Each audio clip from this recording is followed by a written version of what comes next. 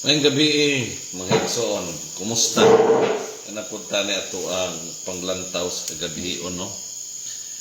Ganiha dito sa EDSA daw. Sige kong tanaw sa mga live diha sa live dito sa kuan baka na tawag ko nila People Power 3. Biskay nagrally sila, nagrayot naman noon ng mga batanon dito, nagirayot man. Tapos ang mga DDS ang gipang-post nga mga videos kadto pang rally adtong September 21. So mangluluko mga DDS. So ko ni mga DDS mangluluko man. So ito hisgutan karon mga igsoon kining rally ba, no? Pero sa dili pa nato sugdan ang ato ang kabildo to sang i-shout out ang ato ang mga likers sa ato ang episode kagabi ng ato ang municipal administrator. Itong i-shout out si Sir Abinigo Kapan, si Bernadette Martinez Tanduyan sa Seattle, USA, si Helio Martinez, Pastor Yong Monleon Kigangay Jr., Jocelyn Valdez, ato ang kauban nga ate Jocelyn Valdez kung kauban nga principal diha sa Balungatig National High School, si Ma'am Estrella Palir Bacar, Ginaline G. Martinez, Ruina Isumandag, Ini Bunghawan, o Irene Villanueva Poligratis. So shout out dahil no, sa kuang mga baser, kuang kalantugi kanunay dito sa Facebook si Irene, si Irene Villanueva Poligratis ug si Madam Gina Bation. Apoy ni undang naman to kung isa ka baser, isa ka kalantugi no, si Romeo Labaho. Si Romeo Labaho. Lagi sila mo ay kung kalantugi mga DDS nga pure, no? Pure DDS. DDS diehard Duterte supporter. All man gud na nila mura nag-organisasyon ba nga murag ang ilang gisimba, ang ilang Ginoo si former President Rodrigo Duterte. So una mga DDS cult na siya kulto, no? So the night feels heavy, my dear listeners, no? Ulan-ulan ganiha dahil karon puting ngita tungod sa dakong dagom. The air seems different. Still but uncertain. The ground that once felt steady beneath our feet has begun to tremble. Wala, tremble.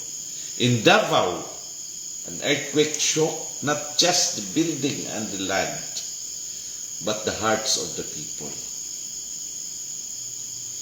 And as if in the same rhythm, another shaking is happening this time. Not from nature, but from the unrest in EDSA, where thousands march, chant, and wave flags demanding for what they call change. Uban, BBM resign daw.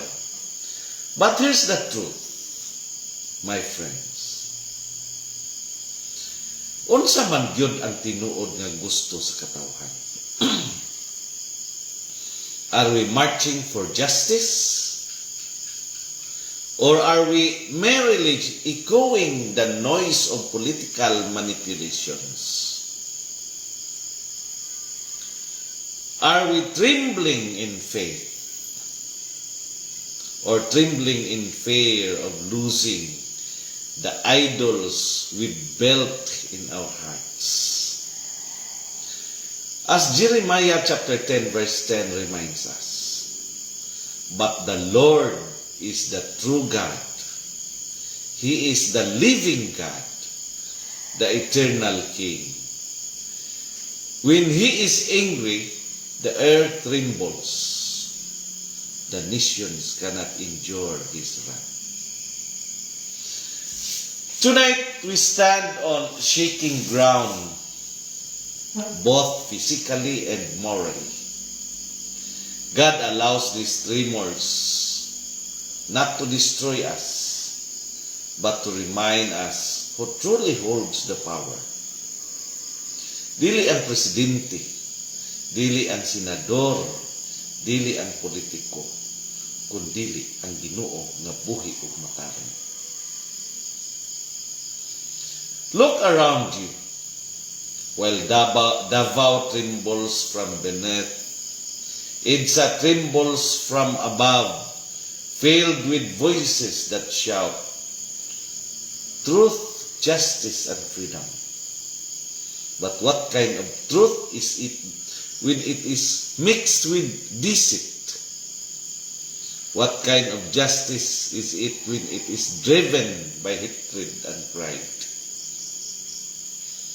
We hear accusations. We see banners, and we witness crowds demanding the fall of the president. Yet many of those who cry the loudest are the same people who once shouted in praise of another leader. One whose term ended in noise and blood. Karon ang ilang kasuko, ilang gibuhat nga armas, batok sa bagong liderato. But we must remember, as Romans chapter 13 verse 1 to 2 teaches us, let every person be subject to the governing authorities. I will repeat. Let every person be subject to the governing authorities. Sa una si Duterte ang president, naging-ana ba ta? Wala, no? Because we are law-abiding citizens. Not only the law of land, but also the law of God.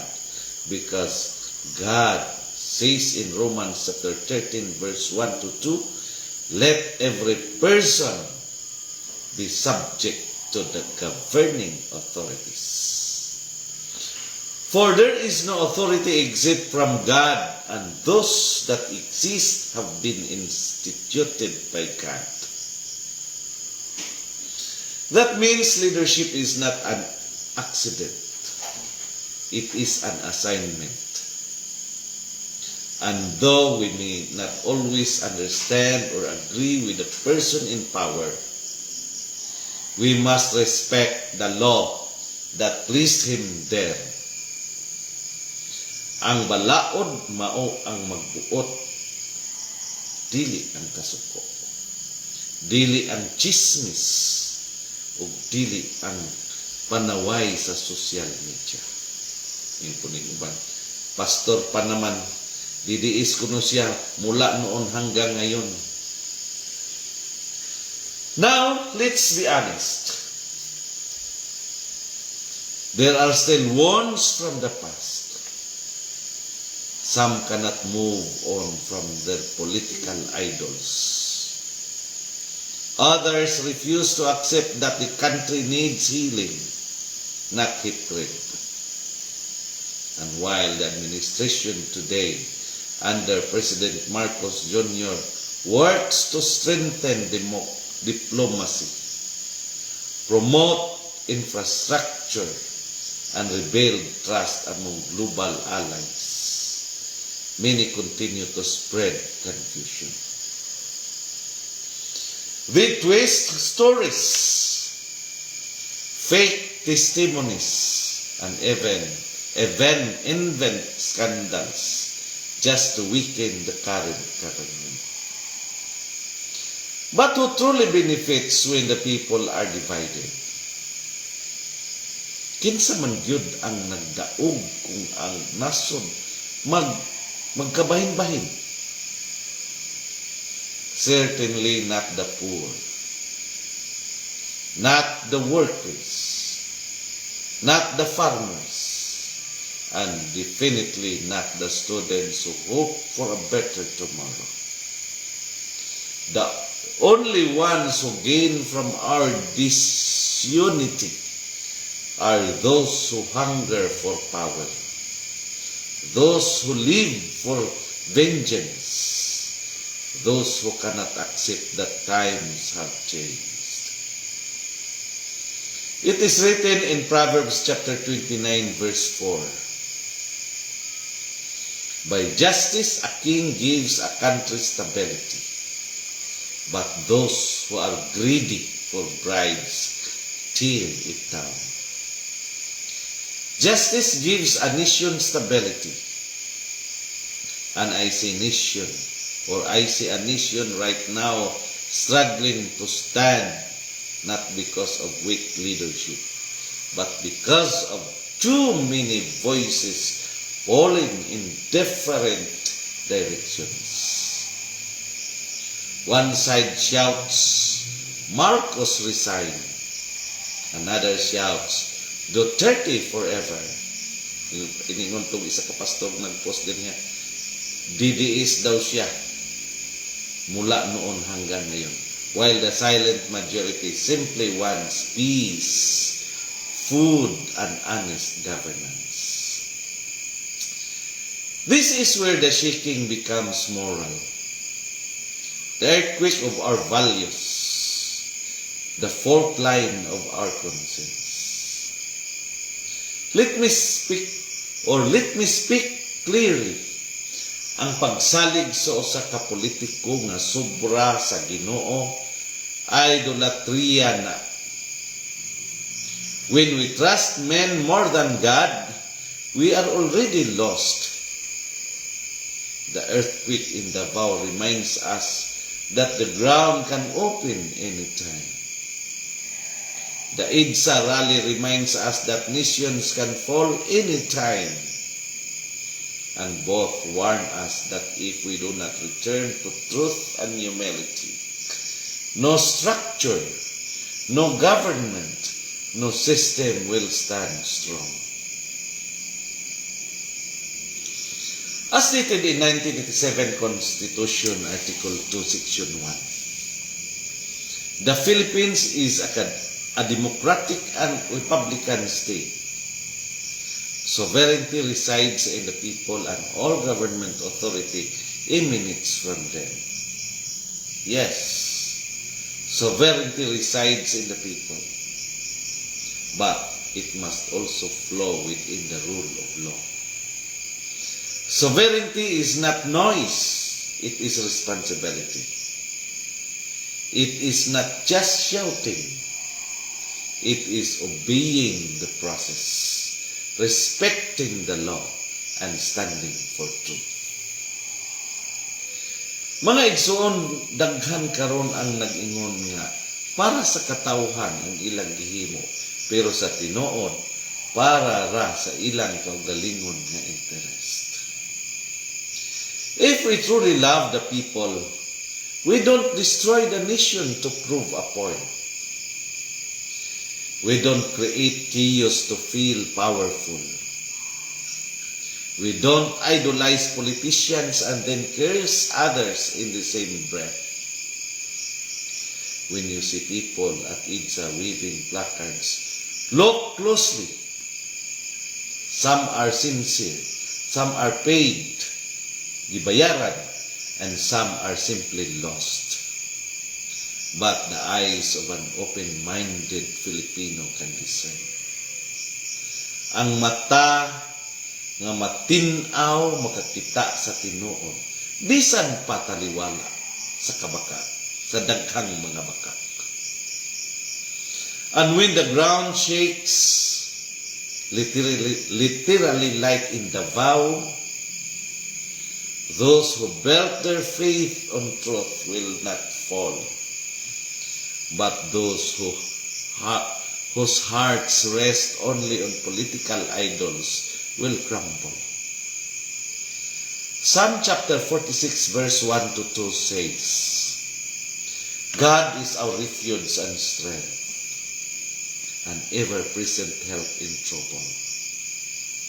Therefore, we will not fear, though the earth give way and the mountains fall into the heart of the sea.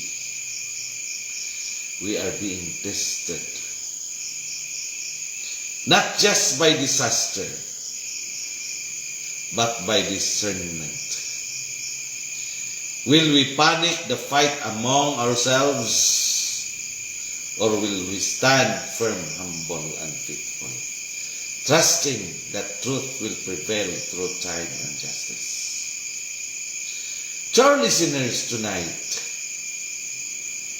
let us remember this. The President is accountable to the people. Yes, but the people are also accountable to God. We cannot demand righteousness from leaders if we ourselves are ruled by hatred. We cannot expect the nation to rise if we choose to divide it. As the earth shakes and the streets fill with chants, let the voice of faith be louder. Let the voice of reason be clearer. Let the voice of unity be stronger. Because when the ground shakes and the nation trembles, what remains standing is not power, not popularity, not politics, but truth. And truth, as the Bible declares, shall set us free. Mga pinalanggang tigpaminaw, ayaw kahadlok sa linom, ayaw kahadlok sa rally, kahadlok lang sa pagkabulang sa kamatuoran o sa pag-ampo ng ang Ginoo magpadayon sa paglig-on sa atong nasod. For the Lord, the true God, the living King, remains sovereign, and as long as He reigns, the Philippines will not fall. Kini ang panglantaw sa kagabion diin ang kahayag ng gadan at bisan pa sa kanya. Kini inyong higala, alagad ug igsuon, Jeremias Labaho Tubigon. Sa makausapan mo ingon, nga sa atong pagpangandoy ug matarong nga katilingban, ang kamatuuran gayud ang atong suga, ug sa kangit-ngit sa kasaysayan, ang tinud-anay na pamunuan, ang labing hayag na paglaom. Daghang salamat sa inyong pagpaminaw, pagtanaw. Shout out Divina Blasco Hirbas, usap po ni sa kong mga katunggali sa Facebook, kalalis, no? Si Irene Villanueva Poligrates o si Ma'am Ruina Sumandang. Daghang salamat sa inyong pagtanaw, pagpaminaw. Ang Dios magapanalangin ug magapanalangin kanatong tanan. Mayong gabi abi nako. Lahi na presidente nato. Maorag gihapon oy.